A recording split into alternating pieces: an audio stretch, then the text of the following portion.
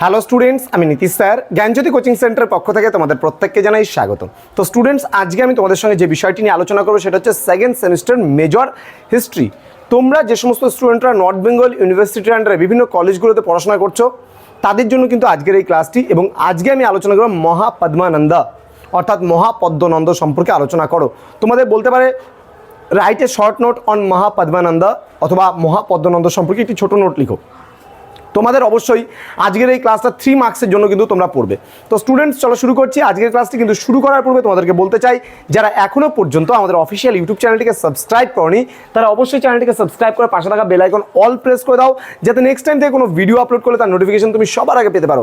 এছাড়া আমাদের কাছে অনলাইনে পড়তে চাইলে অবশ্যই আমাদের এই দুটো নাম্বারে যোগাযোগ করতে পারো। এই দুটো আমাদের অফিসিয়াল নাম্বার 7076398606 নাম্বার এবং 6295916282 নাম্বারে তোমরা সরাসরি যোগাযোগ করতে পারো আমাদের সঙ্গে।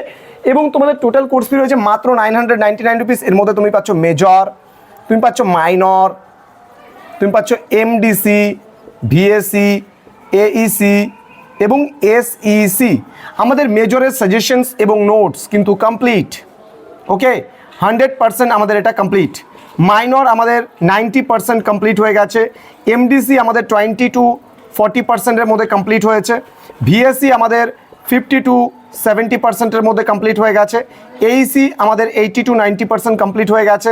আমাদের এসিসি এটাও কিন্তু 20 to 40% আমাদের কভার আপ হয়েছে। এই কারণেই বলছি, তার কারণ আমাদের এপ্রিল মাসের মধ্যে কিছু সাবজেক্ট আমাদের অনেকটা হয়ে গেছে, কিছু সাবজেক্ট একটু কম হয়েছে, কিন্তু আমরা এপ্রিল মাসের মধ্যে তোমাদের পুরো কোর্স কিন্তু কভার আপ করে দিচ্ছি স্টুডেন্টস। তো সময় নষ্ট না করে আজই যোগাযোগ করো এবং সমস্ত নোটসপত্র পাও, তোমরা পড়াশোনা শুরু করো খুব ভালো করে, এবং আমাদের কাছে তোমরা যুক্ত হয়ে ক্লাসও করতে পারো চাইলে পারে। চলো শুরু করছি আজকের ক্লাসটি।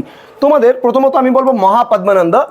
মহাপদ্মনন্দ কথাটার মধ্যে যখন নন্দ লেখা আছে তার মানে কি নন্দ বংশের প্রতিষ্ঠাতা ছিলেন মহাপদ্মনন্দ। কথাটা তোমাদের খুব ইজিলিভাবে তোমরা মনে রাখতে পারবে। তাহলে কি বললাম, যে নন্দ বংশের প্রতিষ্ঠাতা ছিলেন মহাপদ্মনন্দ। ওকে, দেন তাকে কি বলা হয়েছে, নিচু জাতি বলা হয়েছে, অর্থাৎ তাকে শূদ্র, তিনি শূদ্র বংশজাত অনেকে বলেছেন। তো বিভিন্ন জায়গায় বলা হয়েছেন যে তিনি ছিলেন নিচ বংশজাত, এবং অনেক জায়গায় তাকে মানে শূদ্র বলা হয়েছে। তো এইবার তিনি কিন্তু একটা সময় নিজের ক্ষমতার দ্বারা কিন্তু শাসন ক্ষমতাও কায়েম করেছিলেন এবং শাসন কার্যও চালিয়েছিলেন, বোঝা গেল। এবং তিনি কোন সময়কালে খুব সম্ভবত মানে শাসন কার্য করেছিলেন, খ্রিস্টপূর্ব 364 অব্দ থেকে খ্রিস্টপূর্ব 324 অব্দ পর্যন্ত যে সময়কালটা রয়েছে, এই সময়কালে কিন্তু তিনি আমাদের মানে ভারতে রাজত্ব করেছিল, বা নন্দ বংশের প্রতিষ্ঠাতা পর্বে কিন্তু তিনি ছিলেন। এবং বৌদ্ধ গ্রন্থে তাকে কিন্তু উগ্রসেন বলা হয়েছে, অর্থাৎ বিশাল বাহিনীর সেনাপতি। তিনি ছিলেন বিশাল একটা বাহিনীর সেনাপতি, এবং পুরাণ মতে তিনি পাঞ্চাল, অশ্ম, কুরু, সুরসেন, মিথিলা ধ্বংস করেছিল, এবং উত্তর ভারতে কিন্তু মগধ পর্যন্ত তার রাজ্য সীমানা কিন্তু সম্প্রসারিত করেছিল।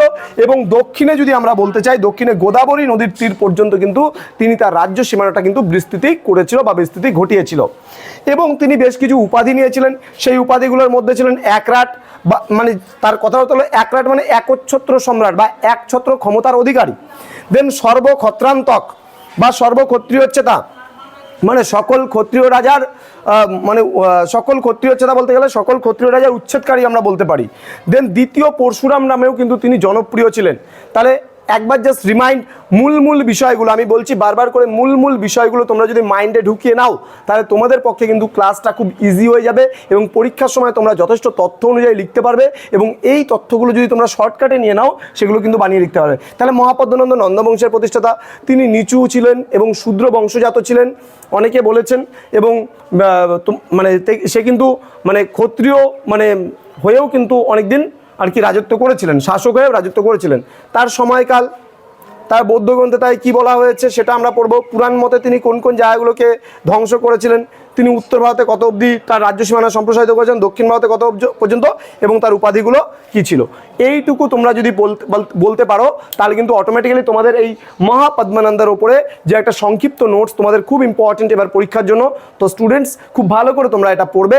আর হ্যাঁ, বন্ধুদের সঙ্গে ভিডিওটি অবশ্যই শেয়ার করবে, প্রচুর পরিমাণে শেয়ার করো, এবং তোমরা অ্যাডমিশন নিতে চাইলে সরাসরি আমাদের কাছে পড়তে চাইলে আজই যোগাযোগ করো আমাদের অফিসিয়াল নাম্বার। তোমাদের সঙ্গে দেখা হবে খুব তাড়াতাড়ি পরবর্তী ক্লাস নিয়ে। তোমরা প্রত্যেকেই ভালো থেকো, সুস্থ থেকো। Thank you so much, thanks for watching after all, thank you.